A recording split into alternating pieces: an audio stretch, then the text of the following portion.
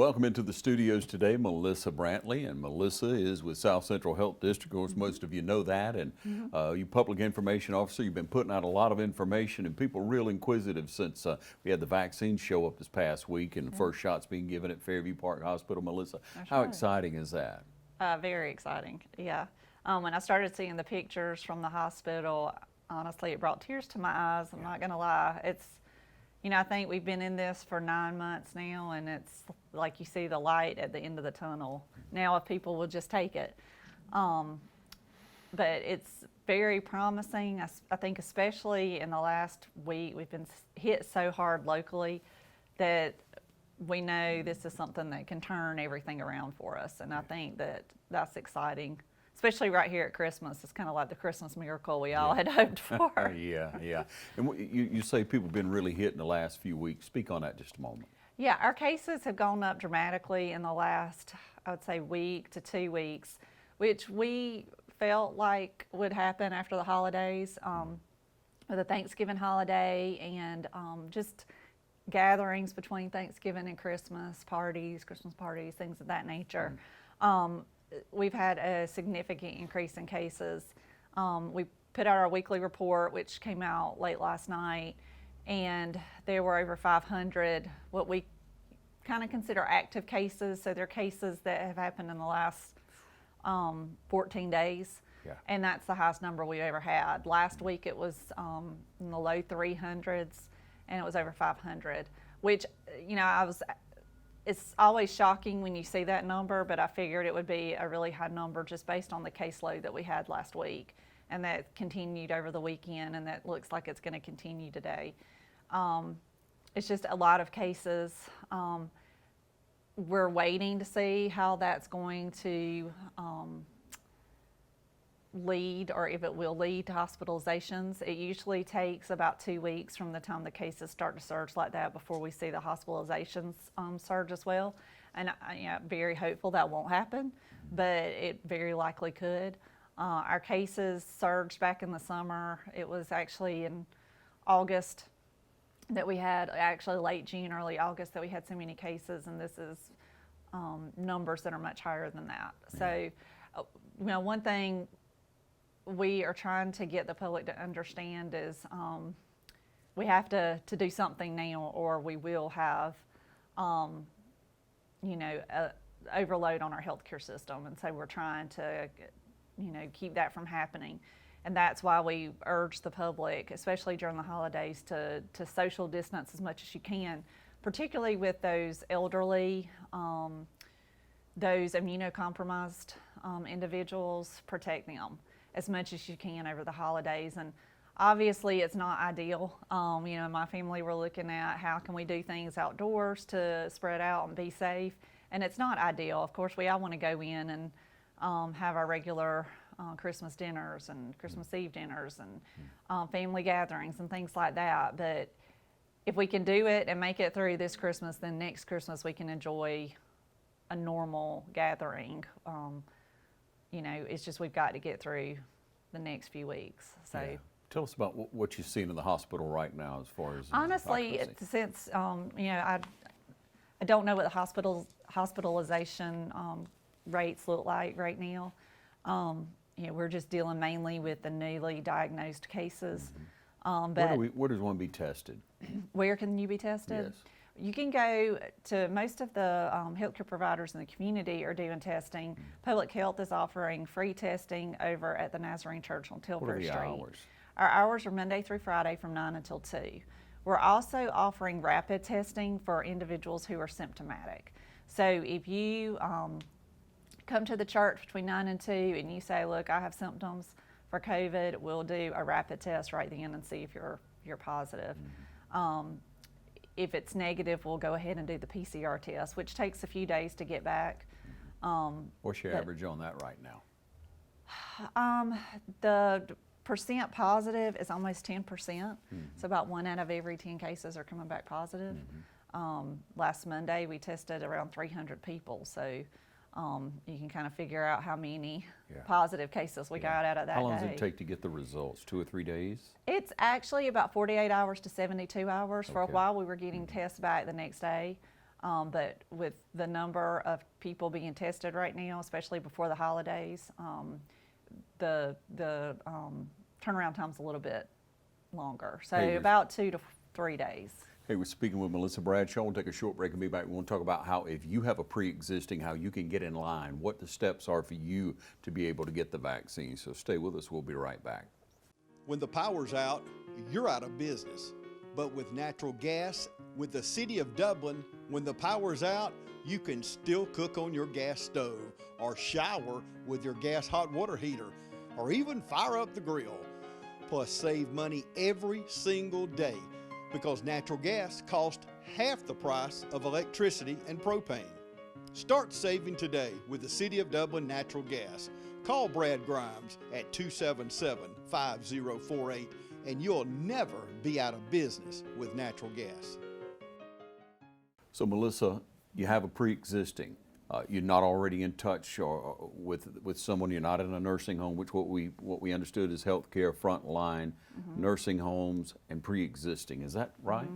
Yeah, right now we actually are waiting for our shipment of vaccine to come in. We're hopeful that it will come in right before Christmas, and then hopefully we can start getting that out as soon as we get it in. So the first group will be our frontline folks. That's going to be your physicians and their office staff that are treating patients. It will be your EMTs, people like that, that are really on the front line taking care of our sickest of the sick. Public health staff, especially those who are doing the testing, will be in that group as well. And then we want to make sure that our nursing home patients and our nursing home staff are protected too. As you know, nursing homes have been hit hard and they're continuing to get hit hard even today. So we want to take care of those people.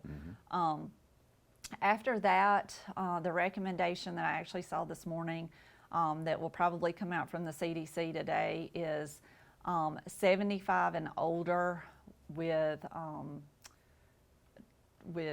other health issues, so your diabetics, people who may be having treatments for cancer and things like that. So it's going to be kind of your 75 and older population. Then it will be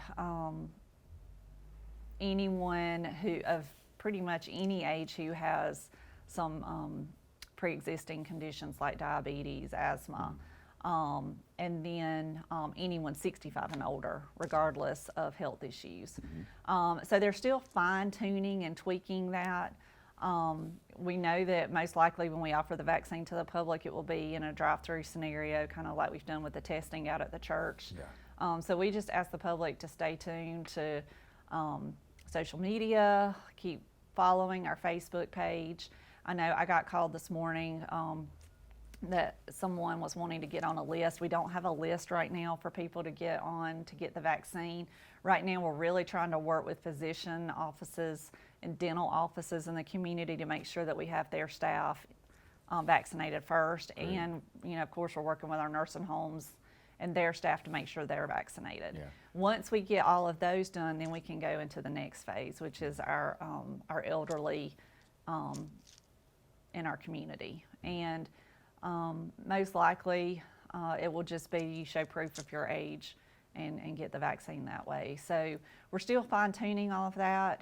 We're hopeful that we can move through each phase quickly and get that next group vaccinated as quickly as possible. I know some people are very eager to get the vaccine and some people are hesitant. It's just the way it is, but we're urging anyone who can get the vaccine to get the vaccine. Yeah, and education is very important. We have some more important information for you right after this. Stay tuned. Imagine a life-changing injury. Imagine the fear and unknown. The Houston Clinic Sports Medicine Team, the only physicians in the area with advanced certification in orthopedic sports medicine, treats sports injuries with innovative techniques. The Houston Clinic has helped nearly 1 million athletes live without pain. Imagine getting back in the game. Imagine the best game of your life. The Houston Clinic Sports Medicine Team. So Melissa, if we look at numbers, we're getting the vaccine in. Could you give us kind of an idea of the first round and how that's going, as far as how many vaccines and how many frontline workers, healthcare workers that we'll be able to treat right off the bat? Well, you know, initially when we get the vaccine, it will come in allotments every few days. It really depends on how many allotments are given to the state in that initial rollout. The hospital got the Pfizer vaccine, which came out last week. Moderna was 1 week behind, so we are hopeful that we'll get our shipment of Moderna this week. But the great thing is that once we get that initial allotment of vaccine, we're expecting that every week from here until we get everyone vaccinated. And so it may be a few hundred doses that come initially. We're just really not sure. But then, you know, every few days to every week, we'll get an additional allotment. And so hopefully, you know, if those start to add up, we can just immunize or vaccinate, more and more people. Yeah. So, and then there'll be other providers too that are given the vaccine. There's been a contract between some of the chain pharmacies to help vaccinate nursing homes and nursing home staff. So there's actually a contract with CVS and Walgreens for them to vaccinate some of the elderly there. And so it won't just be us, which is great. We need help getting the vaccine out, but the public can know that in the next few months, regardless of your age or what your health is, that in a few months you'll have the opportunity to get the vaccine. And so if people could just realize all the work that's going in behind the scenes with Dr. Kraft, with your office, Melissa, in establishing the numbers of healthcare workers, establishing the numbers of those in nursing homes, putting all that information through months and months and months of planning for this day that's coming, and a real time of hope for us. Yes, absolutely. And the one, you know, great thing is that we had been planning for something like this before it ever happened. So we have an emergency preparedness program, and they actually have a coalition that includes people from the nursing homes, from the hospital, from emergency EMTs, paramedics, and they've been meeting for years and years. And so those contacts are already in place, so we didn't have to go through all of that. We already know our nursing home staff. We already know our EMTs, our paramedics. We already have contacts with local physician offices. So that preparation was done a long time ago. And that's the great thing about kind of preparing for events like this, is that when the time comes and you have to do a huge vaccination of the public, you're ready to go. Yeah. And so one thing I will say is on our website right now, there is a link for doctors, offices, and dental practices who want to register to get the vaccine for their staff. If they will go on our website and click that link to register, it just gives us an idea of how many of their staff are interested in taking the vaccine, so that we can get that done. And like I said, the sooner we go through each phase, the sooner it gets to, you know, a healthy 25-year-old who may be lower on the list, but we want to get it out as quickly as possible. So we are trying to get that information out and gain that information from physicians and dentists. So if there's someone watching that has, you know, affiliation with a dental practice or a local physician, please urge them to go there and register to get the vaccine for their staff. Yeah, it's great information. So you can see, you can't smell it, but there's a lot of Lysol floating around here in the air as I greet Melissa. We have our mask on, Yes, and we're sitting absolutely. 6 feet apart. So whatever you do, you know, we're not saying don't do anything, but if you're getting out, if you're going to be around people, especially Be people who may be predisposed to getting the virus, be very, very safe. You know, we want to celebrate Christmas. We want to celebrate many, many more, don't we? Right, absolutely.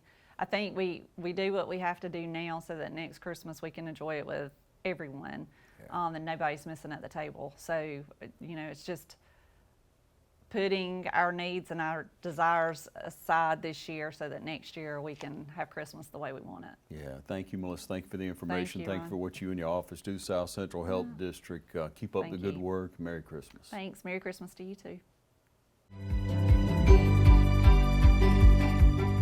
As 2020 comes to an end, Century 21 Durden Cornegay Realty Company would like to take this opportunity to thank you for another wonderful year.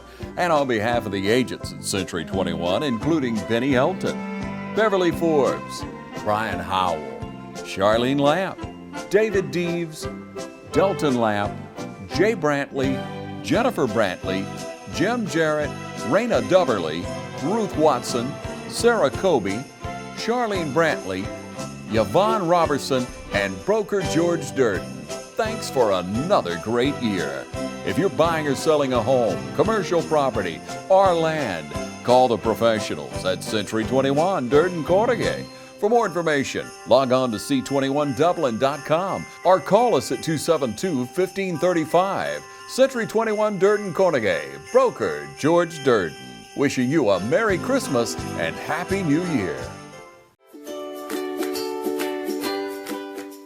Hello, my name is Anthea. I'm a nurse at Stepping Stone, where we provide services for child abuse and sexual assault patients in the Middle Georgia area. Our home setting provides a comfort level for our patients, ensuring dignity and safety for all. Our services include patient advocacy, legal advice. We do interviews and medical exams. As a result of this, we have a holistic approach where we can provide care under one roof without the busyness of the hospital services, yet with the ability to refer as needed.